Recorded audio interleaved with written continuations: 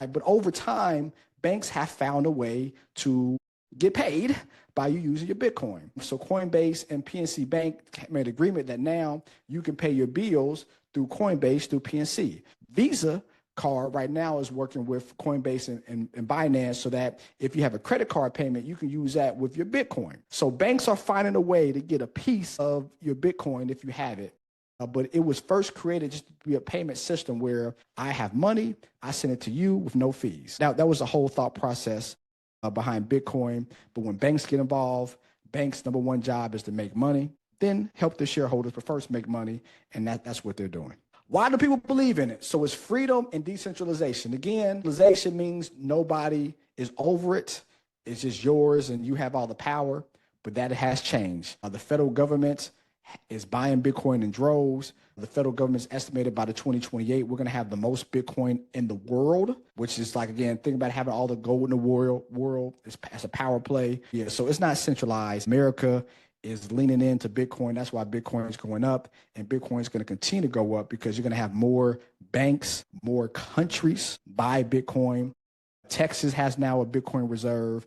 Ron DeSantis, not being political, not my favorite governor, but whatever. Ron DeSantis made an announcement. We're going to do a Bitcoin reserve. We're going to have a certain amount of reserve, like we have an oil reserve here in Florida. So more is bought.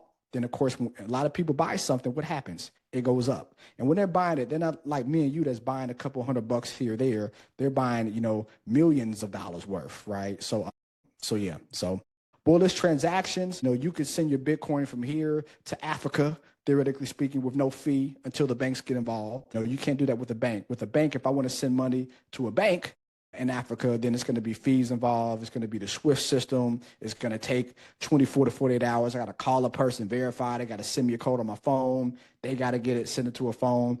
Or you guys do the old school way and go to Walmart and do a Western Union or a MoneyGram. Western Union charged 22%. That's the highest that they charge, was 22%. If I got $1,000 I want to send to a relative in Kenya, let's say. I don't have any family in Kenya, even though I did my DNA test and most of my family's from Kenya, right? But let's say I send $1,000 and it goes to a person in Kenya. Out of $1,000, $220 is going to Western Union. That's crazy. I mean, that's just crazy. But Bitcoin allows you to send things out borderless with no fees and transparency because you have the blockchain, so it's being sent with them if you're using a ledger. So why is it so important? So Bitcoin is so important because it was the first. So Bitcoin has a first to market advantage. It's like Tesla, right? Again, as you guys may or may not know, I have a Tesla. I bought it in 2020 before Elon Musk went over the deep end with him just being crazy, cutting everybody's job from a federal government standpoint. But yeah, so when you think about electric cars, you don't think of a BMW electric car. You don't think of a Kia electric car. You don't think about the Ford that has the longest battery range out of all electric cars. You think of Tesla. Right? So first to market. Bitcoin was the first to market. So Bitcoin is the safest, and that's the one that's adopted, right? When companies, corporations, and governments buy cryptocurrency, the first and the biggest purchase is always going to be Bitcoin. So that is the safest. Limited supply. It's only 21 million coins, right? It's not infinite. So you have supply and demand. With gold, we know gold exists. That's why we continue to mine for gold because it's infinite. So the price of gold kind of goes up, but it's stagnant. But with Bitcoin, since it's only a limited supply, it's always going to go up. Now, once we have the 21 million coins, then people won't be buying Bitcoin. They'll be buying Satoshis, which is a penny of a Bitcoin. But since it's a limited supply, when more is found and mined, the values are going to go up.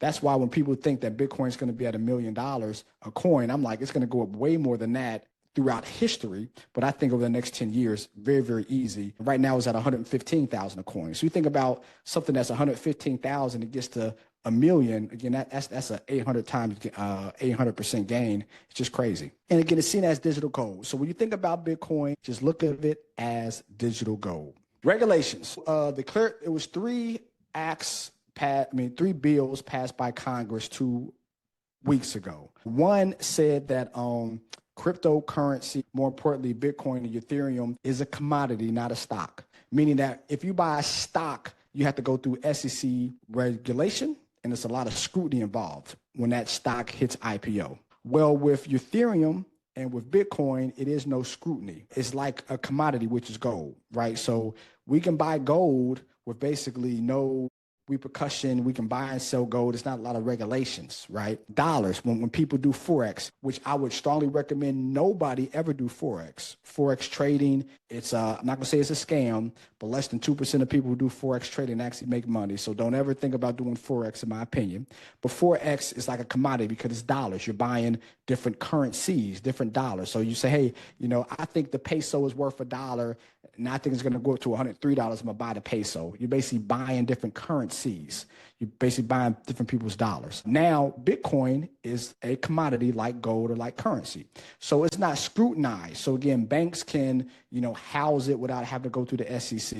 So with those acts, those bills that was created and passed by Congress and signed by the president, it just gives a lot more clarity on how Bitcoin can be used, and the federal government saying, hey, we believe in it and we're regulating it and we're registering it as a commodity like gold and dollars. So that was a huge boost to cryptocurrency, and why you're going to see cryptocurrency explode, even though it's grown now. Remember, think about 3% adoption. For every 100 Americans, 3 Americans today have cryptocurrency.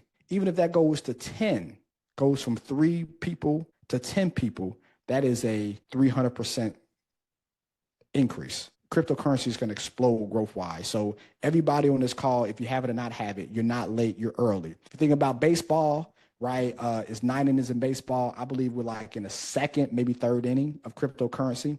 We have a long way to go, and there's a lot of growth that's going to be in cryptocurrency from now on to the next 50 years. Institutional adoption skyrockets. Yes, as I said before, Jamie Dimon, the president of JP Morgan, said crypto was a scam. He's been saying that until about a year ago. The whole time they was buying cryptocurrency. They was actually trying to create a system where you can actually buy cryptocurrency only through them. Like they actually tried to patent the process of buying cryptocurrency only through JP Morgan. They was trying to create a monopoly where you couldn't buy cryptocurrency from any bank but JP Morgan. That failed, but that just tells you how much institutions manipulate. Like they want to buy things at the lowest price possible, and then when everybody likes it, everybody loves it, they put the backing of security around it, and now a year from now you can be buying cryptocurrency from your bank when 2 years ago they said it was the worst thing ever. How is that possible? Only in America. In the words of Don King, only in America. And then also it increased price stability over time.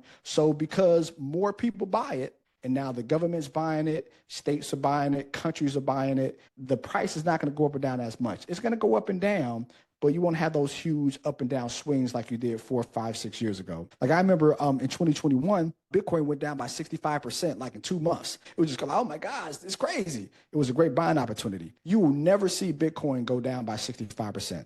Never. Will it go down? Yes, but you're not going to look up and have $100 and now it's worth $45 because so much more people buy it. When it starts to go down, people are now buying it. Before, when it starts to go down, people were selling it. But now if it goes down a little bit, people are buying it to buy it at a discounted price. So yeah. Well, got some questions. I'm sorry. Oh, yes. Okay. Wow. Yeah. Okay, cool. Yeah. So that was Solana, Ethereum, and XRP. Okay, cool. A few more things. Why the price has exploded. Scarcity and demand, as I talked about. Institutional investment, Tesla, PayPal. Tesla started taking Bitcoin as payment 2 years ago. PayPal, you can buy things. Now, if you're a e-commerce store, you can actually have people buy things with Bitcoin. Now, they charge you 15%. So PayPal is going to charge you. So if it's a $100 transaction where you're receiving $100, PayPal is going to charge you $15 to get that transaction through Bitcoin. That's highway robbery. So you're going to see over time more institutions take Bitcoin as payment, but then also to be competitive, they're not going to charge 15%. They're going to charge 15 to 10%. Then they're going to charge 5%. Then sooner or later, they're not going to charge you. They'll just kind of take it from a fee standpoint, right? And this is what happened with investing. Like, so I remember, I know I'm young, right? I'm 43 years old, but I started right out of college. The greatest HBCU in the world, Tennessee State University. Like literally, when I graduated, I started at Edward Jones before I started my own investment firm back in 2013. And at that time, nothing against Edward Jones, but Edward Jones recommended that we only did mutual funds. not because of the clients, but because if you did mutual funds, they had A-share commissions. Those A-share commissions was 5.5%, where you invested $100, $5 went to Edward Jones, and then the rest of the $95 went to the investment. But that was the norm.